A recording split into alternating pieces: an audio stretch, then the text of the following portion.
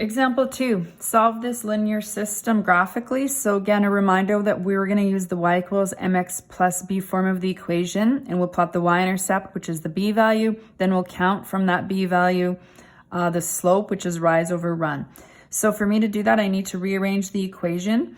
So it would make sense if I moved y this way to make it positive and -4 this way so that it becomes positive. So I would have a positive y, then I would have x plus 4. So I'm going to go ahead and graph that. So my b is my y-intercept.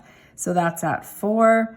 And my slope here, remember there's a coefficient of 1 in here. So again, rise over 1, it would be 1 over 1. So you would go up 1, right 1, up 1, right 1. So I'm just going to continue that pattern in both directions so that I have more points and I'm just a little more accurate or careful as I draw that. You'll want to use a ruler here. And we're going to connect these points. Arrowheads must be at the end as that graph does continue in both directions. Now we're going to graph the second equation. So again, I need to rearrange the equation. So I want to get 3y by itself. So I'm going to move 3 to the other side as well as 2x. So I'm just going to maybe go down here where I have a little more room. So I have 3y is going to equal to -2x minus 3. I need to divide 3 off. Y is equal to -2 divided by 3, so it stays as -2/3 x. -3 divided by 3 is -1. So we're going to graph. The y-intercept is -1. My slope, so it's down 2. My rise is down 2. My run is 3. So I go down 2, right 3. Down 2, right 3. Down 2, right 3.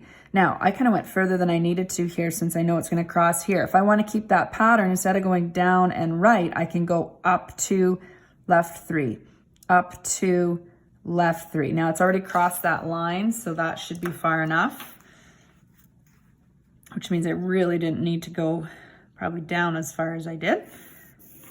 And again, arrowheads at the end. My answer, so my solution is where it intersects. So you have to state it, the x and y values, so -3 and 1, and you state it as an ordered pair or a coordinate. Now I'm going to verify to make sure I didn't make any mistakes. So to verify, you need to use both equations. So x minus y equals -4. So I substitute -3 in for x, and I substitute 1 in for y. So -3 minus 1 is -4. So that's good. Now I'm going to try the other equation. 2x plus 3y plus 3 equals 0. So I'm going to plug in -3 for x, and I'm plugging in 1 for y.